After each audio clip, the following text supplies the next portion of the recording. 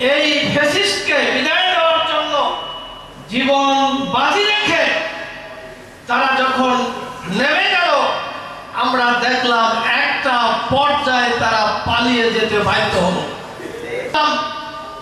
রংপুরের রোকেয়া বিশ্ববিদ্যালয়ের মেধাবী ছাত্র, ইংলিশ ডিপার্টমেন্টের মেধাবী ছাত্র আবু সাইদ পুলিশের সামনে 2 হাত উঁচু করে বুক পেতে দেওয়ার পরে তাকে উপর্যুপরি গুলি করে 3টি গুলি করা হয়েছে।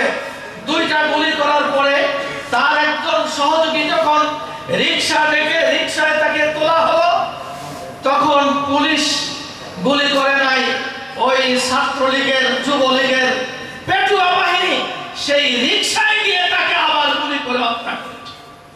অসংখ্য দেশপ্রেমিক রয়েছে, এর বাইরেও বাংলাদেশকে ভালোবাসে, রাষ্ট্রকে ভালোবাসে, ইসলামকে ভালোবাসে, এরকম অসংখ্য মানুষ রয়েছে। আমরা তাদেরকে অ্যাকোমোডেট করতে চাই।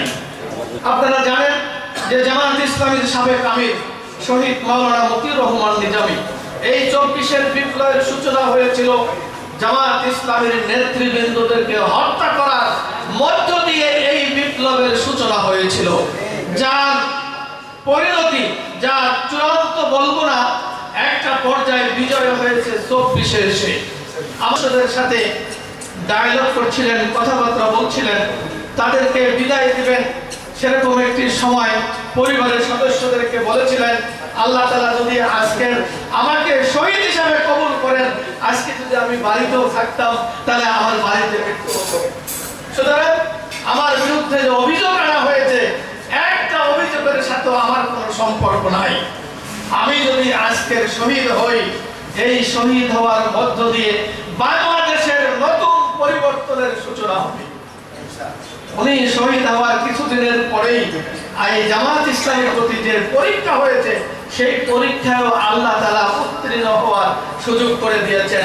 1 তারিখে জামায়াত ইসলামীকে নিষিদ্ধ করা হয়, 5 তারিখে যারা নিষিদ্ধ করেছে তারাই জনগণের অন্তর থেকে নিষিদ্ধ হয়ে বাংলাদেশ থেকে পালিয়ে গেছে। প্রমাণ আছে, এই যে আপনারা একজন বক্তৃতায় বলেছেন কত বিলিয়ন ডলার বিদেশে গেছে, ওটা আমি রিপিট করলাম না।